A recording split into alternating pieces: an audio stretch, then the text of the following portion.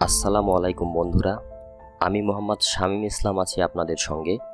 আজকে আমরা জানব ইতিহাসের অজানা রহস্য, যে রহস্য অনেকেই জানে না।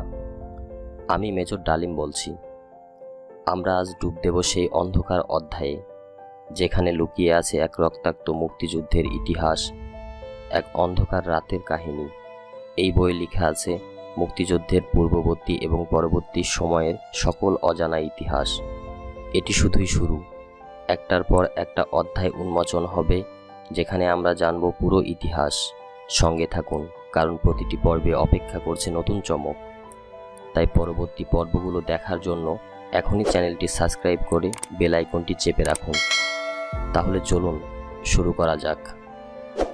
মেজর ডালিম, বাংলাদেশের ইতিহাসের না বলা সত্যকে জানুন। ডালিম বলছি। অসীম শ্রদ্ধা এবং প্রত্যয়ের সাথে এই ওয়েবসাইট বর্তমান এবং ভবিষ্যৎ প্রজন্মের তাদেরকে উৎসর্গ করলাম, যারা স্বাধীনতা, সত্য, ন্যায় এবং অধিকারের জন্য সংগ্রাম করার সাহস রাখবেন। বাংলাদেশ এবং স্বাধীনতার যুদ্ধ সম্পর্কে অনেক কিছু লেখা হলেও পুরো সত্য এখনও উদ্ঘাটিত হয়নি। যারা প্রথম থেকেই ভারতীয় নীল নকশার সম্পর্কে অবগত ছিলেন এবং শেখ মুজিবের বিরোধিতা করেছিলেন, তাদের পক্ষে বিশ্বাস করা তেমন কঠিন ছিল না যে দেশের সার্বিক অবস্থা ক্রমান্বয়ে চরম পরিণতির দিকে ধাবিত হবে। কিন্তু যারা শেখ মুজিবের উপর অগাধ বিশ্বাস রেখেছিলেন, তাদের পক্ষে তেমনটি যে ঘটবেই সেটা মেনে নেওয়া কিছুতেই সম্ভব ছিল না। শেখ মুজিব সাধারণ ব্যক্তি ছিলেন না। যে পদে তিনি অধিষ্ঠিত হয়েছিলেন সেটাও ছিল অসাধারণ। সমভাবে আমাদের মুক্তিযুদ্ধের বিষয়টিও ছিল অত্যন্ত জটিল। সেদিন থেকে বিচার করলে এই ওয়েবসাইটের মাধ্যমে বেরিয়ে আসা প্রত্যেকটি ইস্যুই বিশদ বিশ্লেষণের দাবিদার। আন্দোলনের সময় শেখ মুজিব ছিলেন অতি জনপ্রিয় একজন কাঙ্ক্ষিত নেতা, কিন্তু স্বাধীনতাত্তরকালে তিনি হয়ে ওঠেন জনধিকৃত নিকৃষ্টতম এক স্বৈরাচারী শাসক। তার এই দুই বিপরীত চরিত্রের মাঝে রয়েছে এক হারিয়ে যাওয়া যোগসূত্র। শেখ মুজিবের এই চারিত্রিক দ্বৈততাকে এক সূত্রে বেঁধেছিল কোনো একটি বিশেষ তাড়নায়। রাজনীতি, আদর্শ, ভীতি, হীনমন্যতা, উচ্চাভিলাষিতা।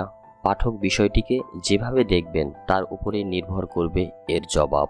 ওয়েবসাইটের বিষয়গুলো এ সমস্ত লোকদের জীবন থেকে নেয়া, যারা শুধু নিষ্ক্রিয় নীরব দর্শক ছিলেন না, তারা সবাই ছিলেন স্বাধীনতার সংগ্রামে প্রত্যক্ষভাবে অংশগ্রহণকারী বীর মুক্তিযোদ্ধা। তখনকার ঘটনাপ্রবাহ এবং পরবর্তীকালে স্বাধীন বাংলাদেশের রাজনীতির সাথেও তারা ছিলেন স্বাভাবিক কারণে প্রত্যক্ষ অথবা পরোক্ষভাবে জড়িত।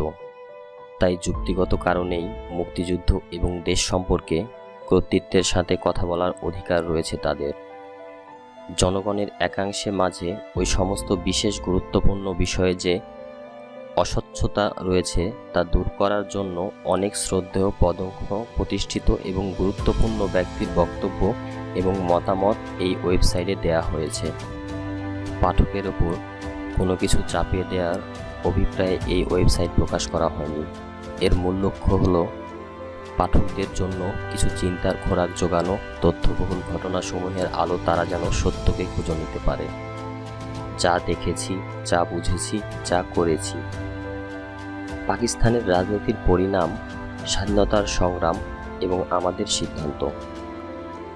জাতীয়তাবাদী সংগ্রামের চূড়ান্ত পর্যায়ে শুরু হয়েছিল 1971 সালের মুক্তিযুদ্ধ। এ ঘটনা এড়ানো সম্ভব ছিল। পাকিস্তানের মতো একটি বহুজাতিক দেশের জন্য শুরু থেকেই প্রয়োজন ছিল বিভিন্ন জাতিসত্তার এলিট শ্রেণীর মধ্যে ঐক্যমত্যের ভিত্তিতে একটি কার্যকরী শাসন ব্যবস্থা গড়ে তোলা।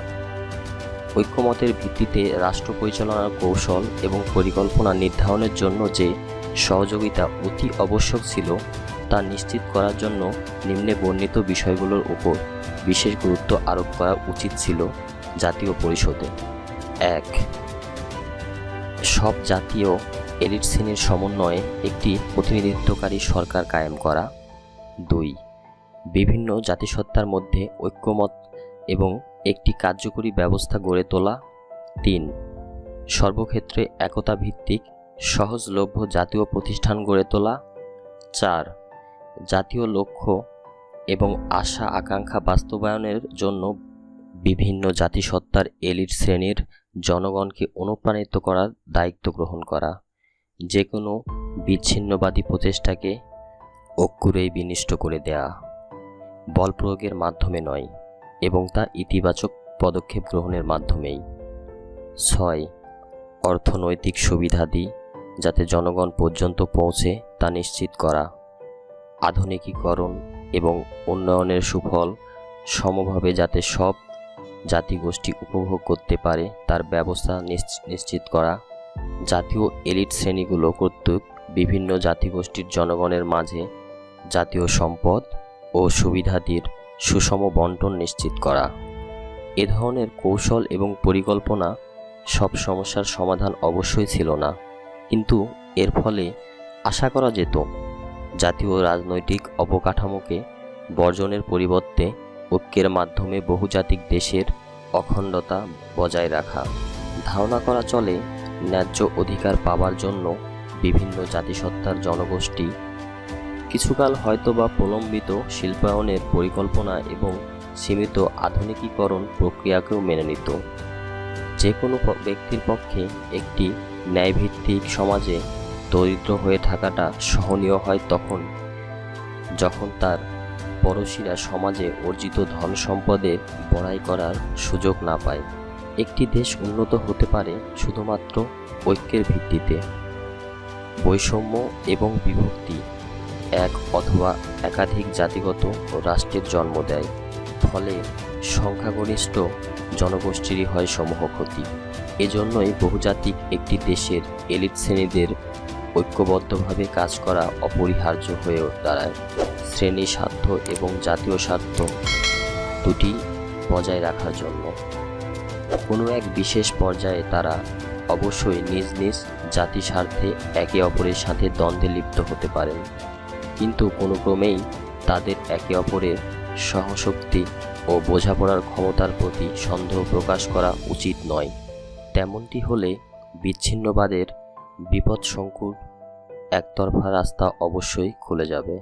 তথাকথিত ইসলাম ও ইসলামিক রাষ্ট্রের ধ্বজাধারী পাঞ্জাবি মহাজের নিয়ন্ত্রিত কেন্দ্রীয় সরকার শুরু থেকেই বাঙালিদের নিঃস্ব, হীনমনা এবং পশ্চাদমুখী জনগোষ্ঠী হিসেবে গণ্য করে আসছিলেন। তারা মনে করতেন বাঙালি জনগোষ্ঠী পশ্চিম পাকিস্তানের উপর একটি বোঝাস্বরূপ। তারা বিশ্বাস করতেন পাকিস্তানি জাতীয়তাবাদ এবং অর্থনৈতিক উন্নতির সাথে বাঙালির ব্যক্তিগত চেতনা এবং তাদের হিন্দুয়ানি মনোভাব সঙ্গতিপূর্ণ নয়। যাই হোক না কেন, একথা অস্বীকার করার কোনো উপায় নেই যে আইয়ুব খানের প্রণীত অর্থনীতির ফলে পূর্ব পাকিস্তানের শিল্প উদ্যোগীর সংখ্যা তুলনামূলকভাবে বৃদ্ধি পায়, কিন্তু ওই সমস্ত উদীয়মান শিল্প উদ্যোগীরা সরকারি মদত এবং পৃষ্ঠপোষকতায় বেড়ে ওঠা পশ্চিম পাকিস্তানি শিল্পপতিদের সাথে প্রতিযোগিতা টিকতে না পেরে বাঙালি জাতীয়তাবাদী রাজনীতিবিদ যারা আঞ্চলিক স্বায়ত্তশাসনের জন্য সংগ্রাম করেছিলেন তাদের সাথে হাত মেলান। সমস্ত বাঙালি শিল্পপতিরা ইম্পোর্ট লাইসেন্স এবং বৈদেশি মুদ্রার কোটা বাড়াবার জন্য ওই আন্দোলনকে কেন্দ্রের উপর চাপ প্রয়োগকারী হাতিয়ার হিসাবে ব্যবহার করতে থাকেন।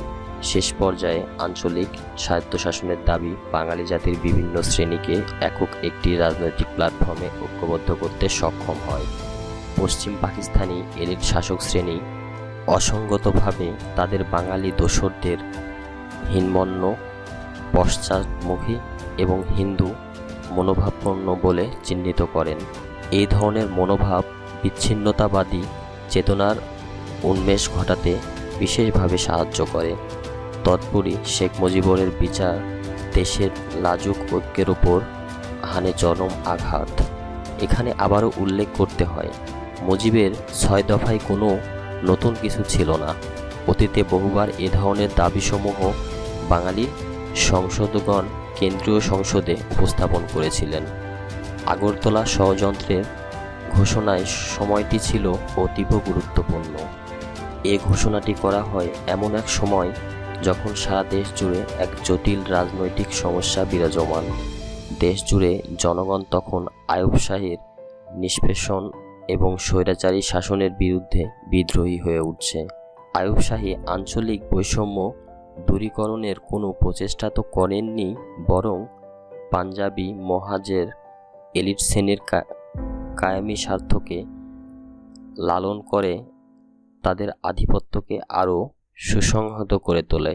সামরিক শাসনকালে কেন্দ্রীয় প্রশাসনের বাঙালিদের প্রতিনিধিত্ব একরকম ছিল না বললেই চলে। 60-এর দশকে যখন বাঙালিদের ধৈর্যের বাঁধ প্রায় ভেঙে পড়েছিল, ঠিক তখনই পাকিস্তানের কেন্দ্রীয় শাসন গোষ্ঠী কর্তৃক বাঙালি রাজনৈতিক নেতৃবৃন্দকে বিশ্বাসঘাতক এবং শক্ত শক্তি ভারতের দালাল হিসেবে আখ্যায়িত করার ফলে অবস্থার আরও অবনতি ঘটে। বাংলাভাষী জনগণ যারা স্বার্থহীনভাবে 1941 সালে পাকিস্তানের পক্ষে, তারা পশ্চিমা শাসন গোষ্ঠীর কাছ থেকে এ ধরনের ব্যবহার কখনোই প্রত্যাশা করেনি। পাকিস্তানের সৃষ্টিতে বাঙালি জনগোষ্ঠী সবিশেষ গুরুত্বপূর্ণ ভূমিকা পালন করে। এই সত্যটি অতি সহজে ভুলে গিয়েছিলেন পশ্চিমা শাসকগণ। যদিও ধারাবাহিকভাবে মুজিবের দাবিগুলো ছিল চরম প্রাকৃতিক, পাকিস্তান তখনও ছিল অতি প্রিয় প্রতিটি বাঙালির কাছে। বাঙালি জনগণ শুধু চেয়েছিল রাষ্ট্র পরিচালনার ক্ষেত্রে মত প্রকাশের ন্যায্য অধিকার। তারা চেয়েছিল সাম্য ও সাংহতিক উপর একটি রাজনৈতিক কাঠামো। তারা চাইছিল স্বৈরাচারী একনায়কতন্ত্রের পরিবর্তে একটি গণতান্ত্রিক সরকার। স্বৈরাচারী একনায়কতন্ত্র তাদের অতীতে হিন্দু আধিপত্য ও অত্যাচার এবং ঔপনিবেশিক শোষণকেই জোরালোভাবে মনে করিয়ে দিয়েছিল। এ থেকে এটাই পরিষ্কার বলা চলে, বাঙালিরা সুনিশ্চিত কতগুলো লক্ষ্যের বাস্তবায়নের জন্য মূলত সংগ্রাম করছিল, কোনো স্বাধীন রাষ্ট্র প্রতিষ্ঠা করার জন্য নয়।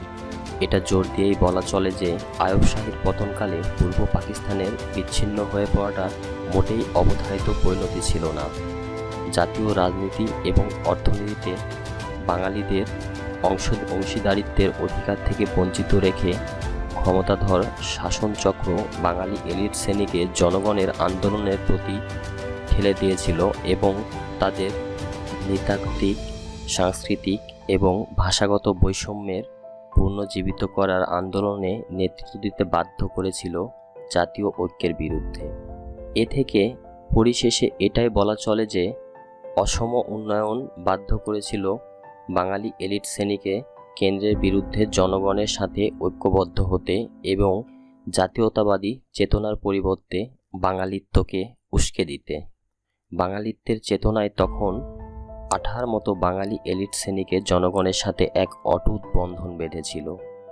অসম উন্নয়ন, শোষণ, বঞ্চনা এবং নৃতাত্ত্বিক চেতনা ওই ধরনের লোভী ঝোঁক যা একে অপরকে শুষে বেঁচে থাকে সে সময়ে অবধি, যখন সশস্ত্র সংঘাত অথবা গণ অভ্যুত্থানের বিকল্প কোনো পথই খোলা থাকে না। দুঃখজনক হলেও সত্য, পাকিস্তানও ঠিক সেই সন্নিক্ষণে পৌঁছে অপরিহার্য এক মহা বিপর্যয়ের অপেক্ষা করছিল। 60-এর দশকের শেষে অন্তিম অবস্থায় সামরিক জান্তা রাজনৈতিক সমস্যার সমাধান বন্দুকের জোরে করার সিদ্ধান্ত নেয়।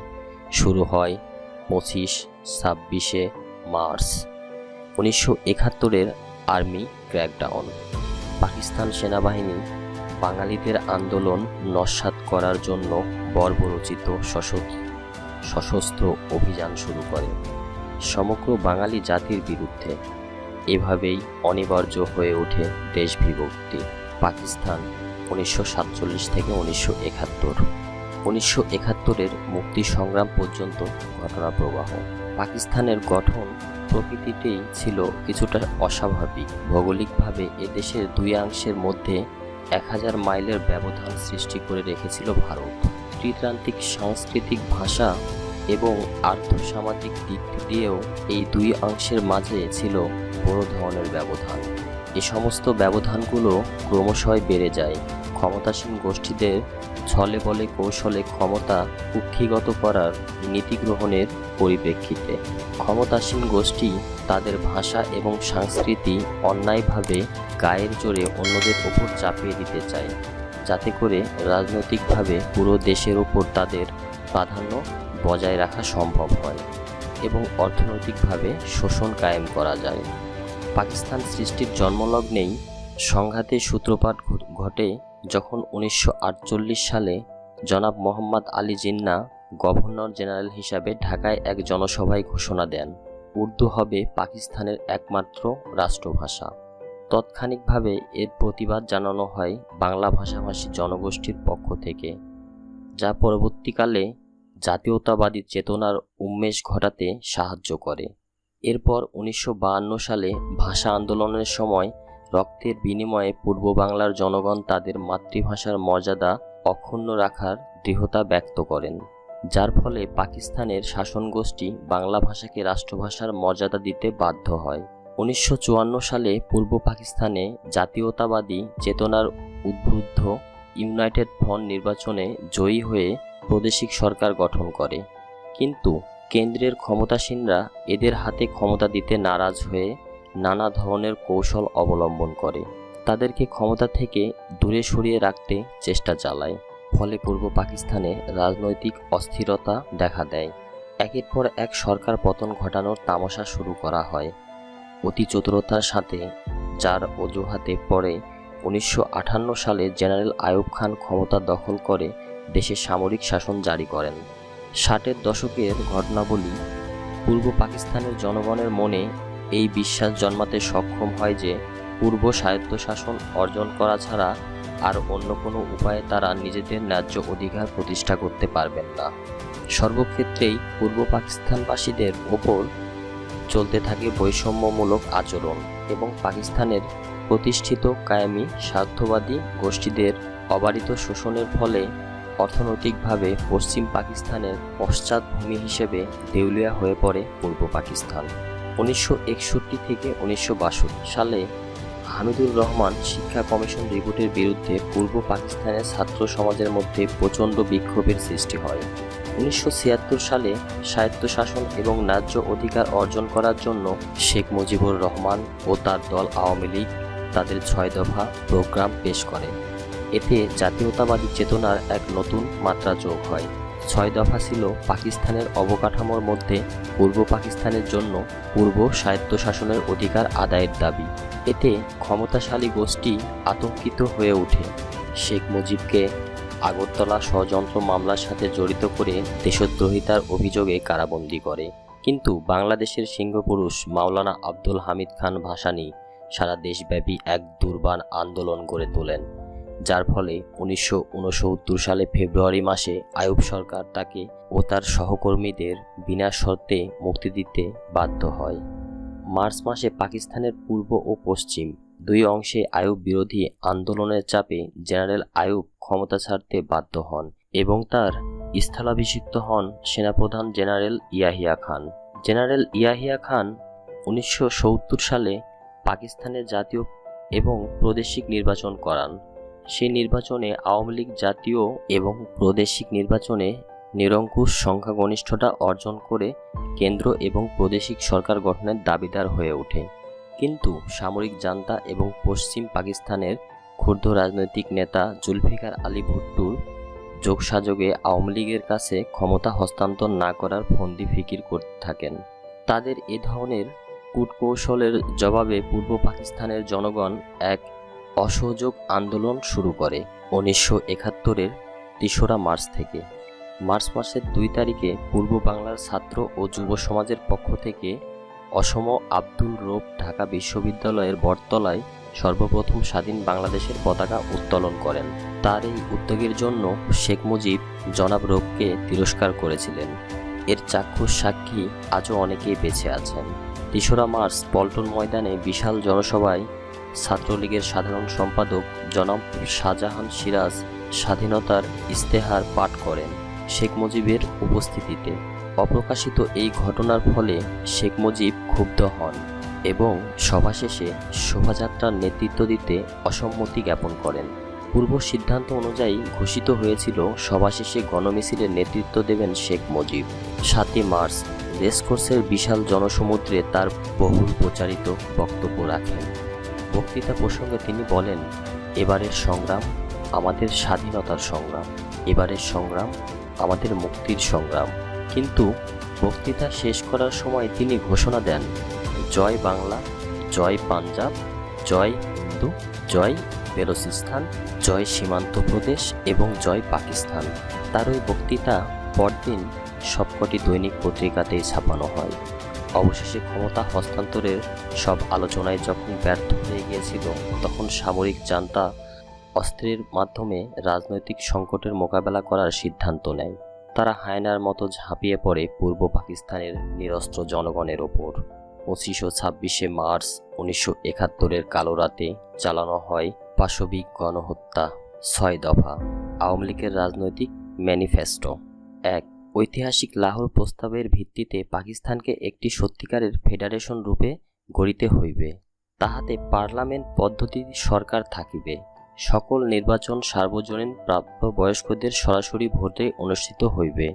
আইনসভাসমূহের সার্বভৌমত্ব থাকিবে।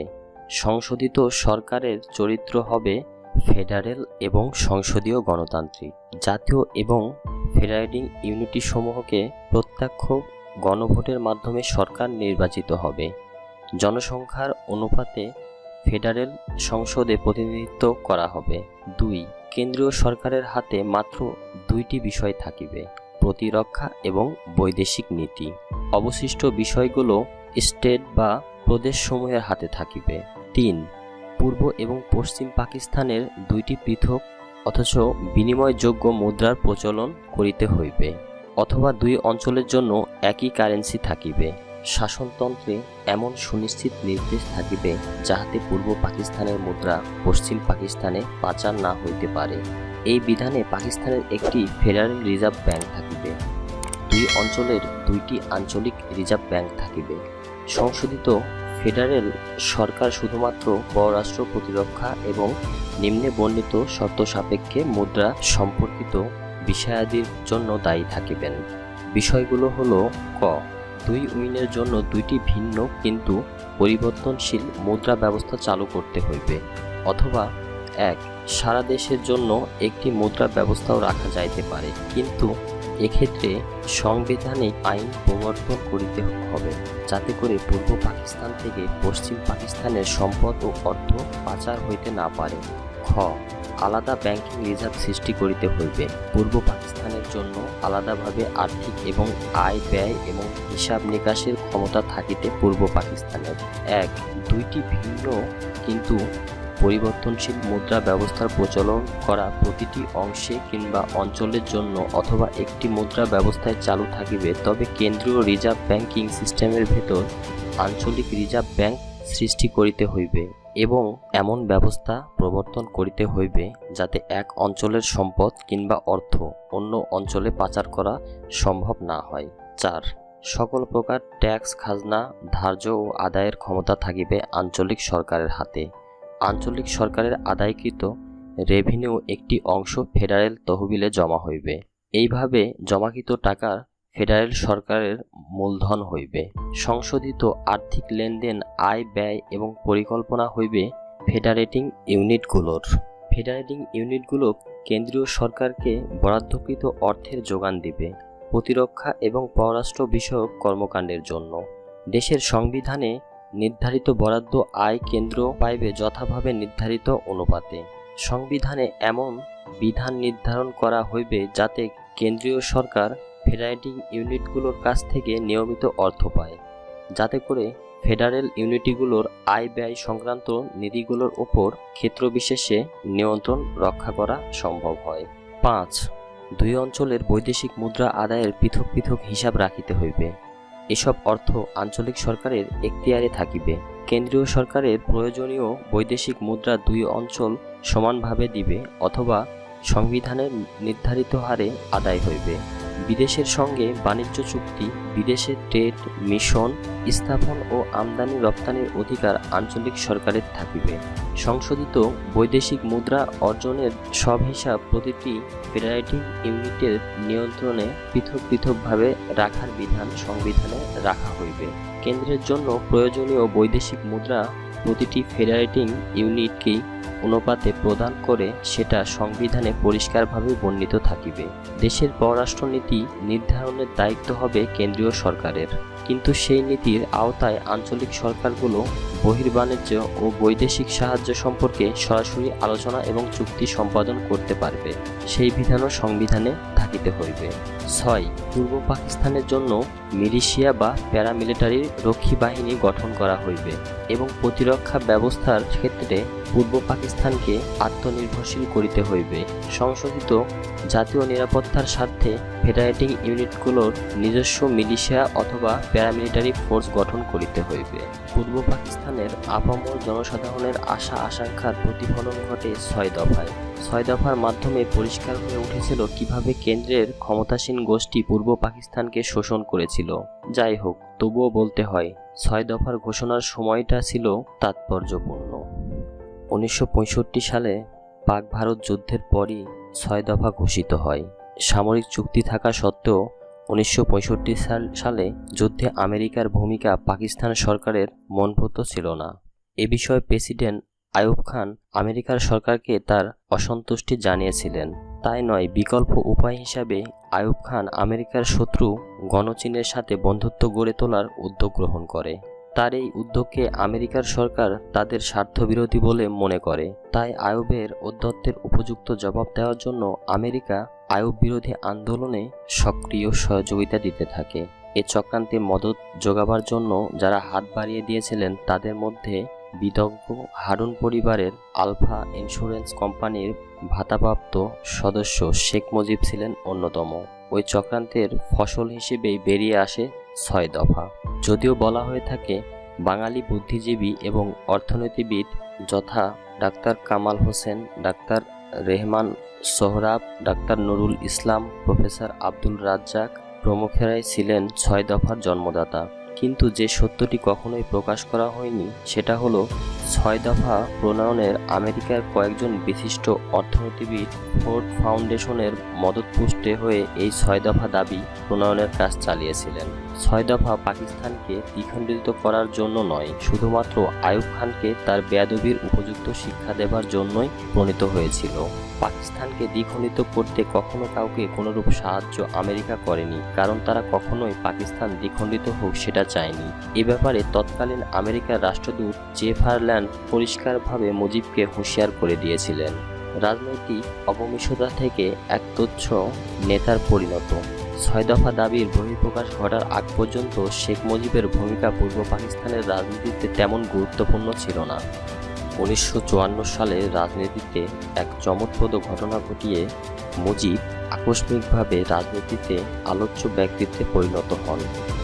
হক ভাসানীর যুক্তফ্রন্টের সংসদ অধিবেশন চলাকালে হঠাৎ করে শেখ মুজিব তার গুন্ডাপান্ডা নিয়ে অতর্কিত অধিবেশন কক্ষে প্রবেশ করে হইচই শুরু করে, লাঠিবাজি এবং চেয়ার টেবিল ছোড়াছুড়ি করে অধিবেশন পণ্ড করে দেয়।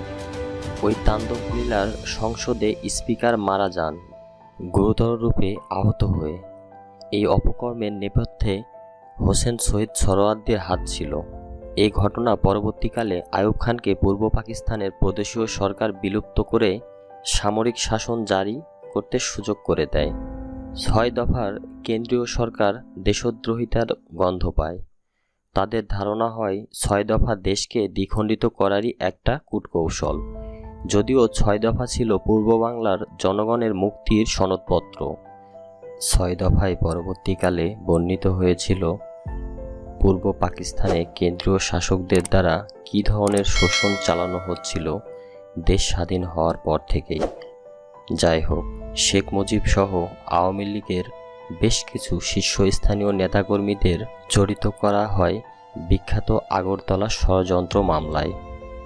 যদিও আগরতলা ষড়যন্ত্র মামলায় শেখ মুজিব কিংবা তার দলীয় নেতারা কেউই জড়িত ছিলেন না। নেতাদের গ্রেপ্তারের ফলে ৬ দফা আন্দোলনে ভাটা পড়ে। সেই ক্লান্তি লগ্নে আবারও অগ্রণীয় ভূমিকায় এগিয়ে আসে জাগ্রত ছাত্র সমাজ। বাংলার সিংহপুরুষ মাওলানা ভাসানীর পৃষ্ঠপোষকতায় তারা গঠন করেছিল ইউনাইটেড অ্যাকশন কমিটি এবং এর নেতৃত্বে ১১ দফার আন্দোলনকে জনপ্রিয় করে তুলে দেশব্যাপী এক দুর্বল গণ আন্দোলনের জোয়ার সৃষ্টি করেছিল।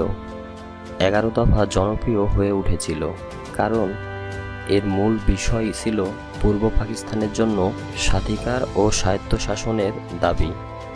সারা পূর্ব পাকিস্তানে ১১ দফার কেন্দ্র করে সরকার বিরোধী আন্দোলনের যে গণজোয়ার সৃষ্টি হয়েছিল তার প্রচণ্ডতার স্নান হয়ে গিয়েছিল আওয়ামী লীগের ৬ দফা। মাওলানা ভাসানী এই আন্দোলনে নেতৃত্ব দিয়ে আন্দোলনকে গণ অভ্যুত্থানের রূপ দিতে সক্ষম হয়েছিলেন, যার জন্য সামরিক শাসকরা শেখ মুজিব এবং তার দলীয় নেতাদের বিনা শর্তে মুক্তি দিতে বাধ্য হয়। মুক্তি পেয়ে রেসকোর্সে এক বিশাল জনসভায় মুজিব তার ভাষণে বলেছিলেন, জেল থেকে মুক্তি পাওয়ার পর আমি দেখলাম আওয়ামী লীগের ৬ দফা ছাত্রদের ১১ দফায় বিলীন হয়ে গেছে। জনগণের চাপে মুক্ত হয়ে মুজিব নিজেকে নতুন করে আবিষ্কার করলেন। তিনি নিজেকে পেলেন সমগ্র বাংলাদেশি জনগণের এক ছত্র নেতা হিসাবে, কিন্তু এমনটি হওয়ার পিছনে তার নিজস্ব কোনো অবদান ছিল না।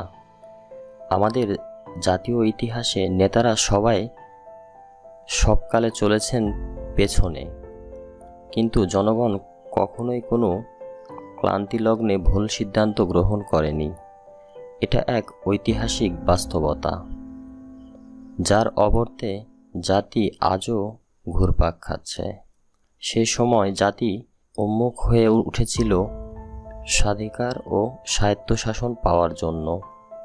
তারা হয়ে উঠেছিল অস্থির, ধৈর্যহারা এবং বিস্ফোরক। কিন্তু তাদের প্রত্যাশাকে বাস্তবায়িত করার মতো আস্থাভাজন কোনো জাতীয় নেতা ছিল না সামনে। বিস্ফোরক মুখ জাতিকে এগিয়ে নেওয়ার জন্য নিঃস্বার্থ চরিত্রের পরীক্ষিত একজন বিচক্ষণ নেতার প্রয়োজন হয়ে উঠেছিল বিকল্পহীন।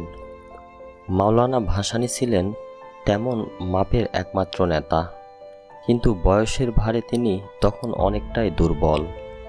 নেতা হিসেবে তাকে জনগণ অবশ্যই জেনে এসেছে আপোষহীন বৃহত্তর গরিব জনগোষ্ঠীর বন্ধু হিসেবে। তার রাজনৈতিক দূরদর্শিতা ও প্রজ্ঞতাও অভাব ছিল না, কিন্তু তার ছিল না সাংগঠনিক শক্তি। এ কারণেই এই বর্ষীয় নেতার পক্ষে কিছুতেই সম্ভব ছিল না আন্দোলনের চড়াই উত্তার পেরিয়ে আন্দোলনকে ক্রমান্বয়ে বিপ্লবে রূপান্তরিত করে ধাপে ধাপে এগিয়ে নিয়ে চরম বিজয় অর্জন করা। তার পক্ষে শ্রদ্ধার ও জনপ্রিয়তার শীর্ষে অবস্থান করেও এটা কার্যকরী করা তখন তার পক্ষে কিছুতেই সম্ভব ছিল না। অন্যদিকে আগরতলা ষড়যন্ত্র মামলা দৈবক্রমে শেখ মুজিবকে রাতারাতি এক কিংবদন্তির নায়কে পরিণত করেছিল। ভাসানীর ক্ষমতায় মাওলানা নিজেকে সবচেয়ে বেশি বুঝতেন, তাই তারই আহ্বানে দেশের জনগণ মুজিবকে একছত্র নেতা হিসেবে তখন গ্রহণ করে নিয়েছিল, একান্ত বাধ্য হয়ে কোনো বিকল্প না থাকায়। স্বাধীন বাংলাদেশের চিন্তা করেছিলেন মজলুম জননেতা মাওলানা আব্দুল রশিদ খান ভাসানীও, কিন্তু শেখ মুজিব কখনো পূর্ব পাকিস্তানকে বিচ্ছিন্ন করার কথা চিন্তা করেননি। তিনি স্বায়ত্তশাসনের দাবি জানিয়েছিলেন মাত্র। আগরতলা ষড়যন্ত্র মামলায় ধারা বিবরণী খবরের কাগজে প্রকাশিত করতে থাকে আয়ব মোমেন চক্র। তারা পূর্ব পাকিস্তানের বাঙালি মুসলমানদের ভারত বিদ্বেষী মনোভাবকে তাদের স্বার্থে কাজে লাগাবার উদ্দেশ্যে এই সিদ্ধান্ত গ্রহণ করেছিলেন। তারা ভেবেছিলেন, মানুষ যখন জানতে পারবে শেখ মুজিব ভারতের দালাল হয়ে পাকিস্তানের অখণ্ডতার বিরুদ্ধে ষড়যন্ত্রে লিপ্ত, তখন তার বিরুদ্ধে বিক্ষোভে ফেটে পড়বে। কিন্তু পরিণাম হলো সম্পূর্ণ উল্টোটায়। প্রকাশিত ধারা বিবরণীর মধ্যেই প্রতিস্ফুরিত হয়ে উঠল আয়ুব মোমেন চক্রের ঘৃণ্য চক্রান্ত। এই ষড়যন্ত্রমূলক মামলাকে তখন বাঙালিরা সমগ্র বাঙালি জাতির বিরুদ্ধে ষড়যন্ত্র বলেই ধরে নেয়। ফলে সারা বাংলায় মানুষ আইয়ুব শাহীর বিরুদ্ধে রুদ্র আক্রোশে ফেটে পড়ল। এখানে আবারও উল্লেখ করতে হয় যে আইয়ুব বিরোধী আন্দোলনে পূর্ব পাকিস্তানেও মুখ্য এবং আগ্রহী ভূমিকা ছিল ছাত্র সমাজের।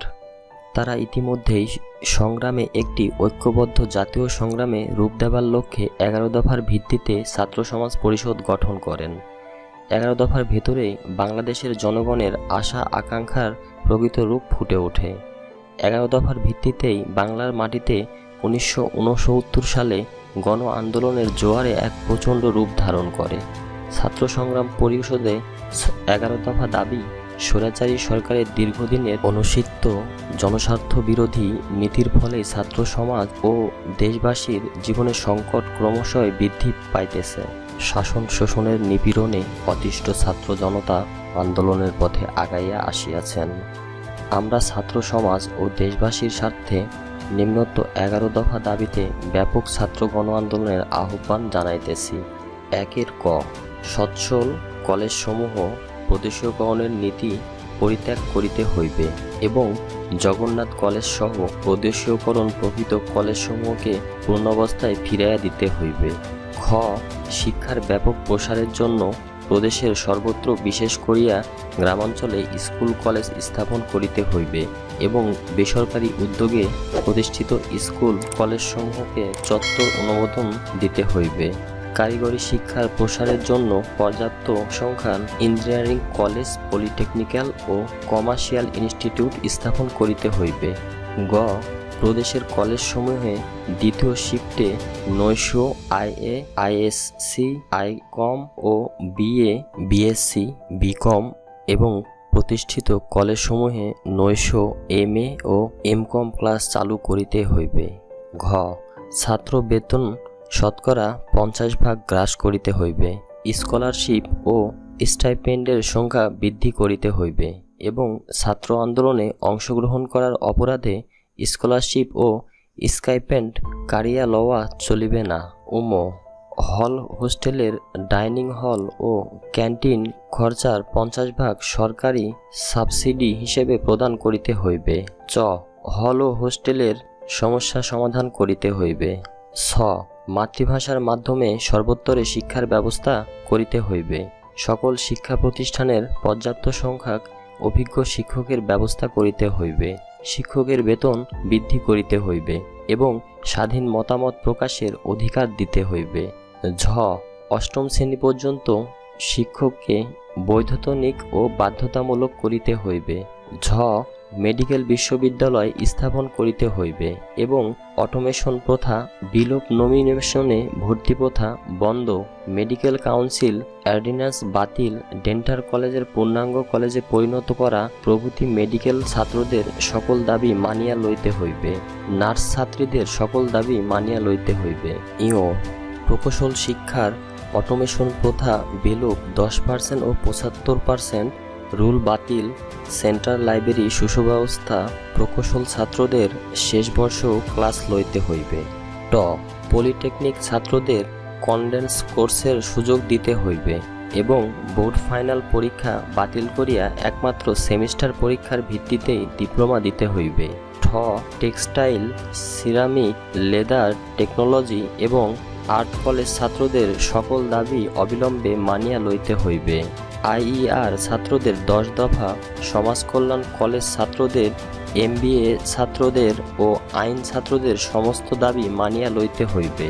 ঢাকা বিশ্ববিদ্যালয় সহ অন্যান্য বিশ্ববিদ্যালয়ে বাণিজ্য বিভাগকে আলাদা ফ্যাকাল্টি করিতে হইবে। কৃষি বিশ্ববিদ্যালয় ও কলেজ ছাত্রদের ন্যায্য দাবি মানিয়া লইতে হইবে। কৃষি ডিপ্লোমা ছাত্রদের কনডেন্স কোর্সের দাবিসমূহ কৃষি ছাত্রদের সকল দাবি মানিয়া লইতে হইবে। ট্রেনে, স্টিমারে ও লঞ্চে ছাত্রদের আইডেন্টি কার্ড দেখাইয়া শতকরা 50% কনসেন্টে টিকিট দেওয়ার ব্যবস্থা করিতে হইবে। মাসিক টিকিটেও এইরূপ সুবিধা দিতে হইবে। পশ্চিম পাকিস্তানের মতো বাসে 10 পয়সা ভাড়ার শহরের যে কোনো স্থানে যাতায়াতের ব্যবস্থা করিতে হইবে। দূরবর্তী অঞ্চলেও বাস যাতায়াতে 50% কনসেশন দিতে হইবে। ছাত্রীদের স্কুল ও কলেজে যাতায়াতের জন্য পর্যাপ্ত বাসের ব্যবস্থা করিতে হইবে। সরকারি ও আধা সরকারি উদ্যোগে আয়োজিত খেলাধুলা ও সাংস্কৃতিক অনুষ্ঠানে ছাত্রদের 50% কনসেশন দিতে হইবে। মধ্যাহ্ন চাকরির নিশ্চয়তা বিধান করিতে হইবে। কুখ্যাত বিশ্ববিদ্যালয় অর্ডিন্যান্স সম্পূর্ণ বাতিল করিতে হইবে এবং বিশ্ববিদ্যালয় সহ অন্যান্য সকল প্রতিষ্ঠানের স্বায়ত্তশাসন দিতে হইবে। শাসক গোষ্ঠীর শিক্ষা সংস্কোচন নীতির প্রামাণ্য দলিল জাতীয় শিক্ষা কমিশন রিপোর্ট ও হামিদুর রহমান কমিশনের রিপোর্ট সম্পূর্ণ বাতিল এবং ছাত্র সমাজ ও দেশবাসীর স্বার্থে গণমুখী বৈজ্ঞানিক শিক্ষা ব্যবস্থা কায়েম করিতে হইবে। 2. প্রাপ্তবয়স্কদের ভোটে প্রত্যক্ষ নির্বাচনের মাধ্যমে পার্লামেন্টারি গণতন্ত্র প্রতিষ্ঠা করিতে হইবে। বাক স্বাধীনতা ও সংবাদপত্রের স্বাধীনতা দিতে হইবে। দৈনিক ইত্তেফাক পত্রিকার ওপর হইতে সকল নিষেধাজ্ঞা প্রত্যাহার করিতে হইবে।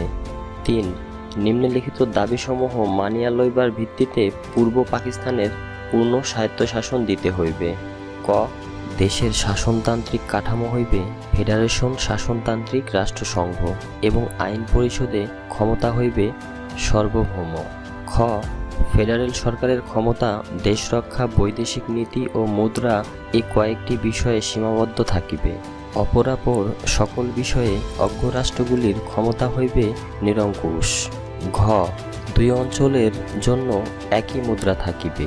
এই ব্যবস্থায় মুদ্রা কেন্দ্রের হাতে থাকিবে, কিন্তু এই অবস্থায় শাসনতন্ত্রে এমন সুনিশ্চিত বিধান থাকিতে হইবে যে যাহাতে পূর্ব পাকিস্তানের মুদ্রা পশ্চিম পাকিস্তানে পাচার হইতে না পারে।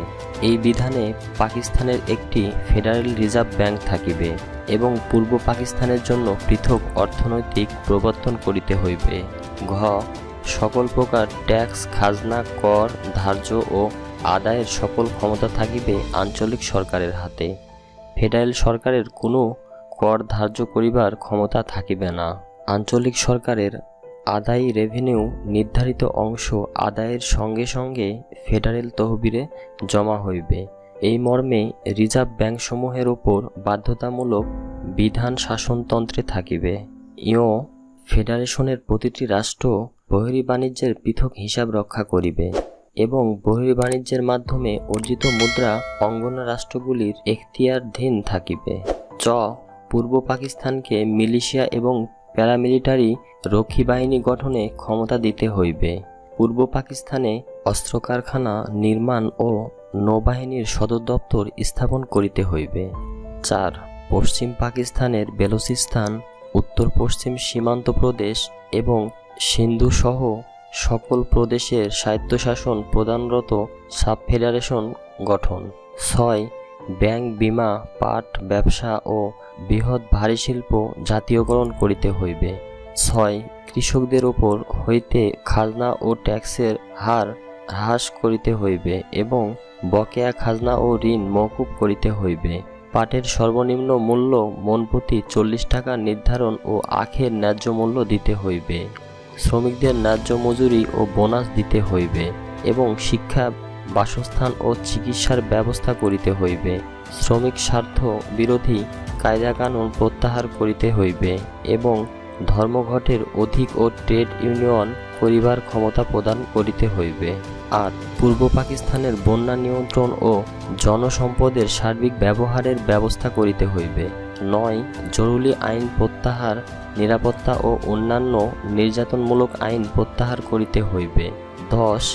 সিয়াটো সেন্টো পাক মার্কিন সামরিক চুক্তি বাতিল করিয়া জোট বহির্ভূত স্বাধীন নিরপেক্ষ পররাষ্ট্রনীতি কায়েম করিতে হইবে। 11.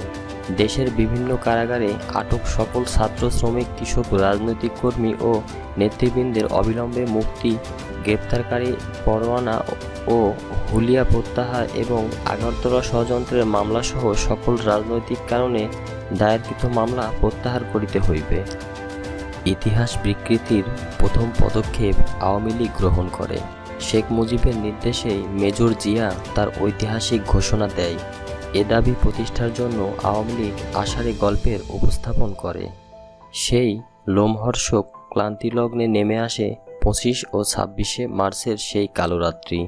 পাকিস্তান সেনাবাহিনী নির্মমভাবে ঝাঁপিয়ে পড়ে বাঙালি জাতিকে শায়েস্তা করার জন্য। 25শে মার্চের বর্বরতা আধুনিককালের সব নজিরকে ছাড়িয়ে যাবে।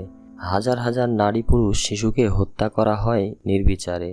সামরিক বাহিনী এবং আইন প্রয়োগকারী সংস্থাগুলোর বাঙালি সদস্যগণও রেহাই পাননি স্রেত সন্ত্রাসের হত্যাযজ্ঞ থেকে।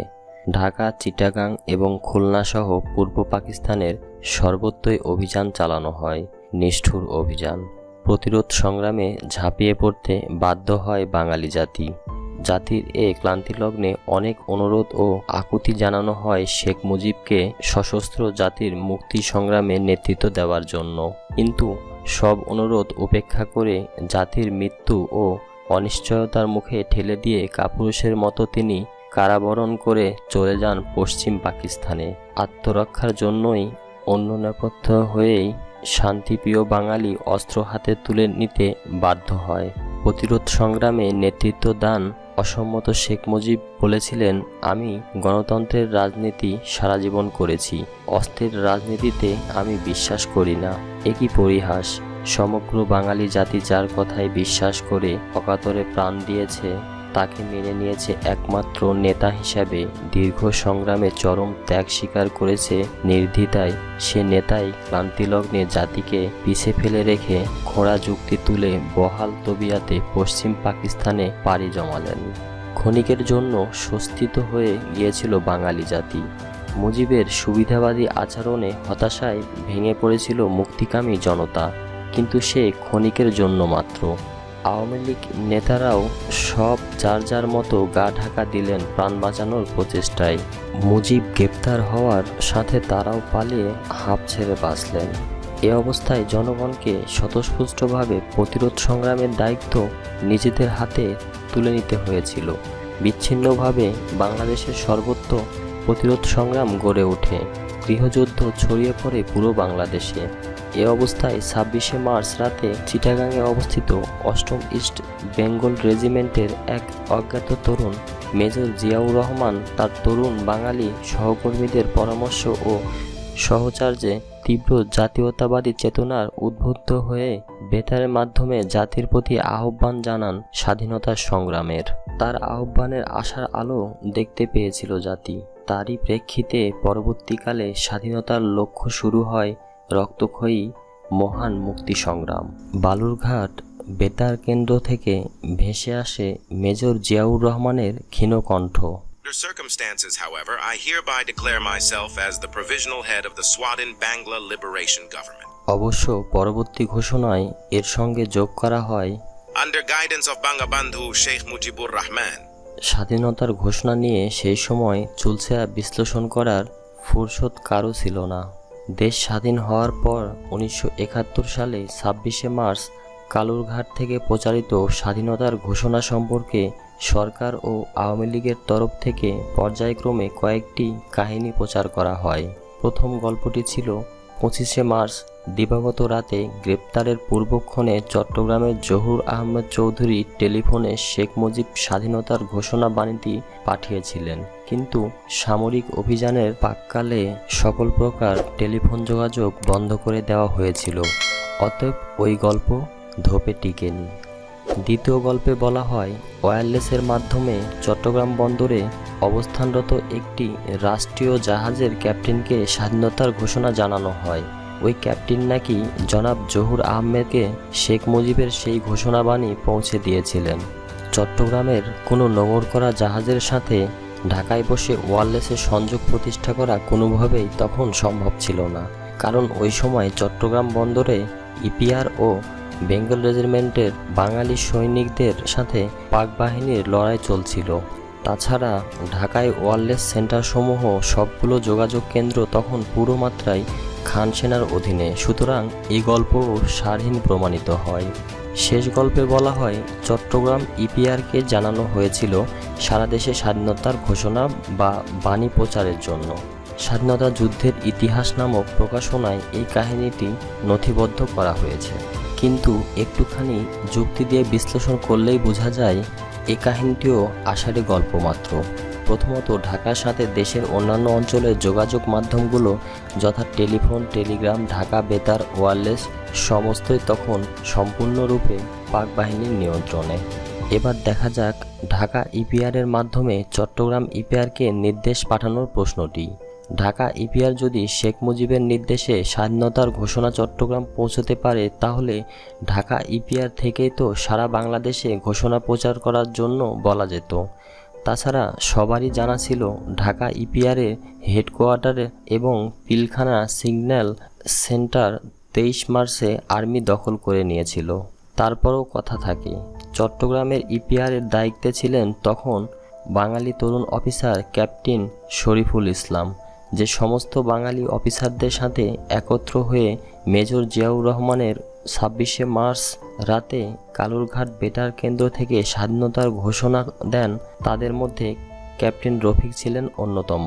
পরবর্তী পর্যায়ে 1 নং সেক্টরে তিনি যুদ্ধ করেন। স্বাধীনতার পর তাকে হঠাৎ করে সেনাবাহিনী থেকে অবসর দেওয়া হয়। মুক্তিযুদ্ধের ওপর ক্যাপ্টেন রফিক একাধিক গ্রন্থ লিখেছেন, কিন্তু কোথাও তিনি স্বাধীনতার ঘোষণাবাণী ঢাকা থেকে পাওয়ার ব্যাপারে কিছু লেখেননি। কেন?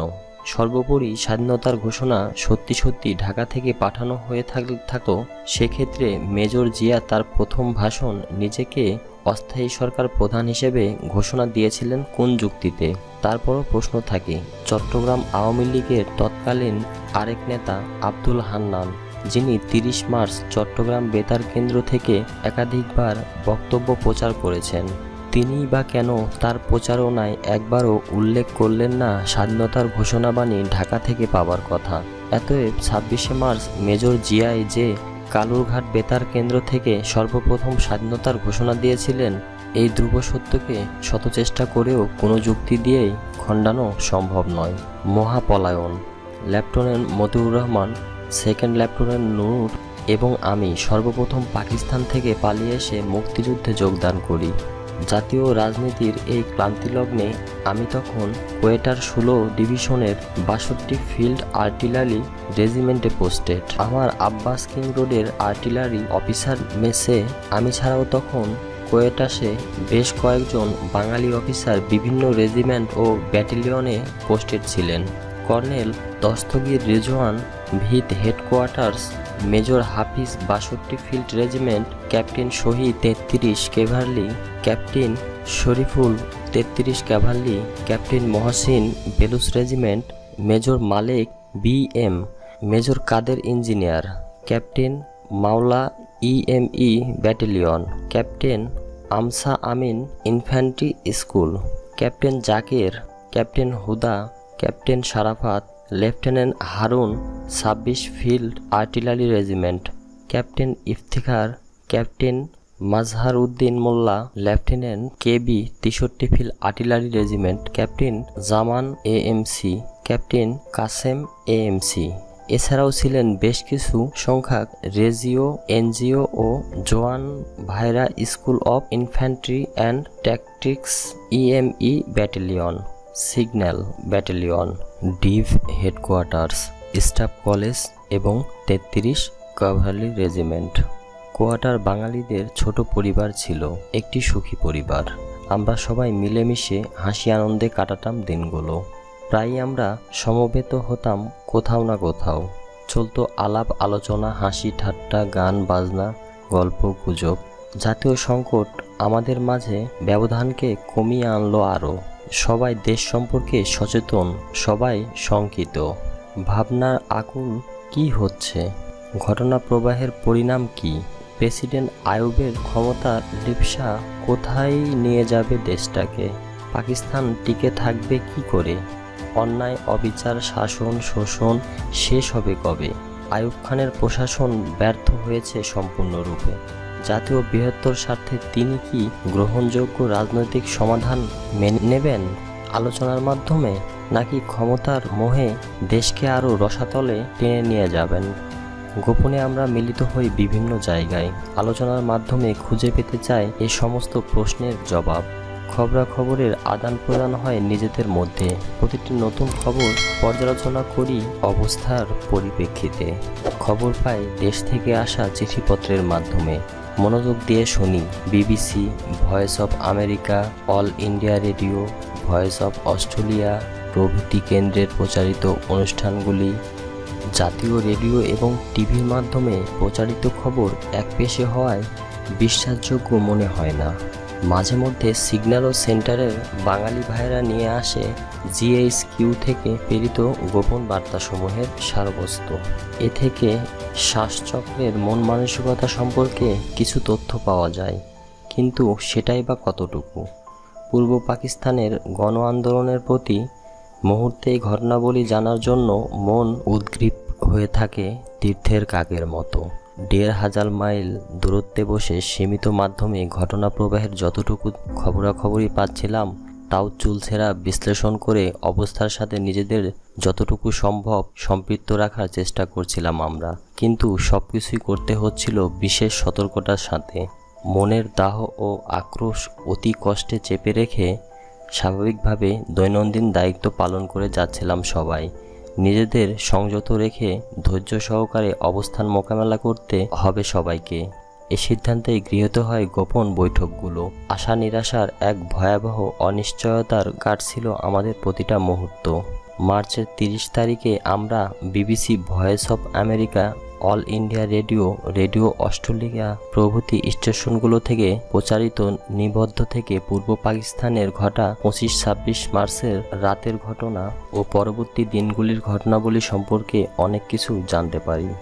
বাংলাদেশে ফেলে আসা আত্মীয় স্বজন, বন্ধুবান্ধব, পরিচিতজনদের অবস্থা ভেবে ভারাক্রান্ত হয়ে ওঠে মন। পাকিস্তান সরকার ও সেনাবাহিনীর ন্যাক্কারজনক আচরণে বিক্ষুব্ধ হয়ে উঠি। সেই সেনাবাহিনীতেই চাকরি করছি বলে নিজের প্রতি আত্মাধিক্কার জাগে মনে। ভাবি, এ অবস্থায় প্রবাসে বসে আমাদের কি কিছুই করণীয় নেই? বাঙালিদের ঘোষিত স্বাধীনতা সংগ্রামে আমাদের কি কোনো দায়িত্ব নেই? সমগ্র বাঙালি জাতির সাথে একাত্মতা ঘোষণা করে স্বাধীনতা সংগ্রামে অবদান রাখার জন্য আকুল হয়ে ওঠে মন। অস্বস্তিকর পরিবেশে শ্বাসরুদ্ধকর অবস্থায় সময় কাটতে থাকে আমাদের। ইতিমধ্যে আমাদের কোর্সও প্রায় শেষ হচ্ছে। কোর্সে আগত বাঙালি অফিসারদের মধ্যে ক্যাপ্টেন তাহের, সেকেন্ড লেফটেন্যান্ট নূর চৌধুরী এবং লেফটেন্যান্ট মতির সাথে আমার ঘনিষ্ঠতা হয়। চিন্তাভাবনার মিলই ছিল আমাদের এই ঘনিষ্ঠতার প্রধান কারণ। আমি লোকাল অফিসার, এরা প্রায়ই আমার ম্যাচে আসতো। দল বেঁধে আনন্দ ফুর্তি করে আমরা অবসর কাটাতাম। একসাথে খাওয়া, বেড়াতে যাওয়া, সিনেমা দেখা, ক্লাবে আড্ডা মারা ছিল আমাদের বিনোদনের উপায়। লেফটেন্যান্ট সুমিও প্রায়ই আমাদের সাথে যোগ দিত। আমরা একত্রিত হয়ে আনন্দ ফুর্তি করতাম ঠিকই, কিন্তু তার ফাঁকে আলোচনা চলত বাংলাদেশ নিয়ে। সবারই একই চিন্তা, আমাদের কিছু একটা করা উচিত। মুখ বুজে সব অত্যাচার সহ্য করে নির্বিকার হয়ে বসে থাকলে চলবে না। জাতীয় সংগ্রামে আমাদের সাধ্যমতো অবদান রাখতে হবে, কিন্তু কি করা সম্ভব? ইতিমধ্যে জানতে পারলাম আমাদের 16 ডিভিশনকে পূর্ব পাকিস্তানে পাঠানো হবে। অত্যন্ত সুখবর। ডিভিশনে গেলে আমিও ইউনিটের সাথে পূর্ব পাকিস্তানে যেতে পারবো। খবরটা পেয়ে তাহের, নূর, মতি এবং সুমি সবাই খুশি। কোর্স শেষ হলো, কিন্তু স্কুল কর্তৃপক্ষ আদেশ জারি করলেন পূর্ব পাকিস্তান থেকে আগত কোনো অফিসারকে তাদের ইউনিটে ফেরত পাঠানো হবে না।